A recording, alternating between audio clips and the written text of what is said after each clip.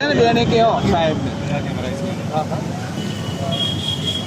कोई भी जगह कोई पार्टी हो साहब ये लोगों ने जरा दरखास्त भरी हो तो दरखास्त भरी ने તમે જાઓ છો ને નોટિસ આપવા ત્યાં તો બી પોલીસ વાળા નથી લેતા ને આ કેસમાં સાહેબ આટલી જલ્દી એ લોકોને શું હતું તો ડાયરેક્ટ લઈને તરત 9 લાખ રૂપિયા બોલે ભર્યા છે આ લોકોએ અને એમાં તારીખ પડી 8/8 8/8ની તારીખ હતી 27 તારીખે સવારે સાહેબ આવી અમે સાહેબ અમાર કોર્ટ કમિશન બી કર્યું છે पंचनामું થયું છે કે કોર્ટ કોર્પોરેશન તોડાય કોર્પોરેશન નથી તોડાવી પ્રસાદ મિલના જે છે ને માલિકો છે એમણે એક એજન્સી હાયર કરી છે એ એજન્સી અને અહીંયા પીઆઈ સાહેબ ગુસાઈ સાહેબ હતા ગુસાઈ સાહેબ જોડે મારી વાત સાહેબ આ બધા કેસ ચાલે છે એટલે મારી પાસે તમારી પાસે સ્ટે છે તો સાહેબ અમારી પાસે સ્ટે નથી પણ તમારી પાસે ડિમોલિશનનો કોઈ ઓર્ડર નથી સાહેબ તમે આ કરવું છો કરો છો એ કાયદાની પ્રક્રિયાનો ઉલ્લંઘન છે આ ન્યાયની પ્રક્રિયાને સંલગ્ન નથી સાહેબ પણ એ શું કે ભાઈ મારું નામ ચિરાગ ગોસાઈ છે તમારાથી જે થાય ને કરી લો જ્યાં ફરિયાદ મને સ્ટે ઓર્ડર હશે તો જ હું રોકાઈ બાકી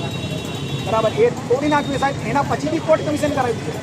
તો બી સાહેબ એના પછી આ લોકો આવીને આ ગણેશ ચતુર્થી તહેવારના દિવસે સાહેબ આ લોકોએ અમારી અંદર મંદિર બી છે જે આવવા જવાનો રસ્તો એ બંધ અત્યારે આ લોકોને બધા પડીમાં પડે છે જેની અંદર અમારું ઘરનો સામાન બી છે બરાબર છે એ છતાં એમને બહાર સુધી છોડ્યા પાઉન્સરો અને પોલીસ પર નાખે એના ડોક્યુમેન્ટ બધા અંદર દબાયેલા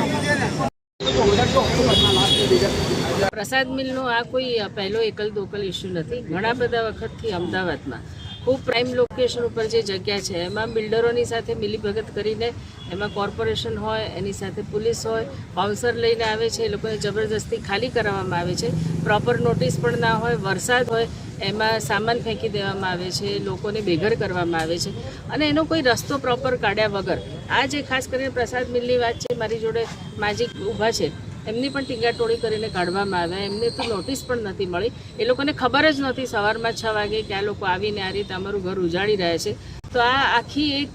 મિલીજુલી આખી એક વાત થઈ રહી છે એમાં પ્રોફિટ ખાસ કરીને અર્ન કરવા માટે જે ગરીબ લોકો છે એના ઘર છીનવાઈ રહ્યા છે અને સત્તાના નશામાં જે આ સરકાર છે એ આ કૃત્ય કરી રહી છે ત્યારે અમે લોકો એને ચેલેન્જ કરીએ છીએ કે જે કોંગ્રેસ છે અને કોંગ્રેસની સાથે જે પણ લોકો આવતા હોય જુદા જુદા સંગઠનો હોય NGO હોય કે સંસ્થાઓ હોય તે લોકોને સાથે રાખીને અમે લોકો ચોક્કસ અને પડકાર કરી રહ્યા છે અને આગળ પણ પડકાર કરીશું અને અમારી પણ જ્યારે સત્તા આવશે ત્યારે આ જે લોકો આ કરી રહ્યા છે તે લોકોને પણ અમે બરાબર જવાબ આપીશું અમે લોકોએ CPને મળ્યા એટલે એમણે વાત સાંભળી છે અને ખાસ કરીને જે પોલીસ ઓફિસરે એરોગન્ટ બિહેવિયર બતાવી છે લોકોની સાથે ખૂબ જ અમાનવીય વર્તન કર્યું છે અને એ લોકોને એક સાથ આપવાને બદલે એમણે જે અભદ્ર વર્તન કર્યું છે તો અમે ફરિયાદ કરી છે એમણે સાંભળી છે અને એમણે એમને બોલાવીને તપાસ પણ કરવાની વાત કરી છે નિર્દેશ પણ આપશે નારાયણભાઈ ચૌહાણ મારા 85 વર્ષ થયા છે હું 75 વર્ષ લગ્નના થયા છે હું ત્યાં ને ત્યાં રહું છું મારા સાસુ સસરાથી થઈને અત્યાર સુધીમાં ત્યાં ને ત્યાં જ અમે રહ્યા મારા બાળકો ત્યાં રહ્યા અત્યારે અમારા નાના છોકરીનું ભણતર બધું બગાડી ગયું અમારું કપડાં ખાવા પીવાનું બધું લૂંટાઈ ગયું સાહેબ અમે કશું જ પામ્યા નથી અમે કેવી રીતે જીવી શકીએ અમારી પાસે એટલી મિલકત નહીં અમે મકાન ખરીદીએ કે અમે કરીએ અમને અમે હતું કે આ અમારું નથી પાડતા તો બાજુમાં પાડવા જાય છે પણ અમારે ત્યાં જ આવ્યા સીધા ને ઊંઘતા અમને જગાડે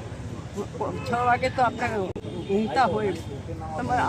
એમને ટાંગા ટોળી કરીને મને રોડ ઉપર ફેંકી દીધી અને અહીંયા મને ફેંક મારી દીધી આ બધા હાથને દવાખાને બધી જોઈ મને આ સારું છેલ્લા એકાદ વર્ષમાં અમદાવાદ શહેરમાં ચંડોળા તળાવ હોય મોટેરા ચાંદખેડા સુભાષ બ્રિજ ઓઢવની રબારી વસાહત અને રાયખડ વિસ્તારમાં તાજેતરમાં આ બધા વિસ્તારો થઈને લગભગ 15,000 લોકોના મકાન તોડી ઉપર આભ અને નીચે ધરતી આવી પરિસ્થિતિમાં નરક જેવી પરિસ્થિતિમાં લાવીને મૂકી દીધા છે આ સંજોગોમાં આજે પોલીસ કમિશનરને એમણે એવું કહેવા આવ્યા હતા કે કલેક્ટર મ્યુનિસિપલ કોર્પોરેશનના કમિશનર શ્રી હાઈકોર્ટ કે સુપ્રીમ કોર્ટનો કોઈ આદેશ હોય તો પોલીસનું કામ એ આદેશના અમલીકરણ માટે ફક્ત કાયદો અને વ્યવસ્થા જાળવવાથી વિશેષ કંઈ નથી 70-75 વર્ષના આપણી દાદીની ઉંમરના કોઈક વૃદ્ધાએ કોઈક મહિલાએ મને એવી ફરિયાદ કરવી પડે કે જિગ્નેશભાઈ મારું કાંડું મચેડી નાખ્યું એ રાજ્યની પોલીસ માટે રાજ્યની ભાજપ સરકાર માટે શરમનો વિષય છે એક ગુજરાતી તરીકે આપણા માટે શરમનો વિષય છે કે આપણા માની દાદીની કોઈ ઉંમરની સ્ત્રી જેનું આખું જીવન કાળી મજૂરી કરવામાં મિલ મજૂર તરીકે ગયું હોય જેણે પોતાની જિંદગીની પાયની રકમ જોડીને એક નાનકડું મકાન બનાવ્યું હોય તમારે એના મકાનમાંથી વિમુખ કરવા પડે તો પણ એની તમીઝ હોવી જોઈએ. આ ઉપરાંત ફક્ત રાયખડ વિસ્તારની અમદાવાદ શહેરમાં જ્યાં પણ કોઈ પણ સમાજના કોઈ પણ જ્ઞાતિ કે ધર્મના ઝૂંપડા કે મકાનો તૂટે તેની સામે કોંગ્રેસ પાર્ટી તરીકે, કોંગ્રેસ પરિવાર તરીકે અને ગુજરાતના એક નાગરિક તરીકે પણ હું અડધી રાતે આવીને શક્ય બને એટલી જગ્યાએ લડત લડવાને મદદ કરવા તૈયાર બનીશ. આ બાબતની અમારી કમિટમેન્ટ છે. આજે પોલીસ કમિશનરશ્રીને મળ્યા, એમણે કહ્યું છે કે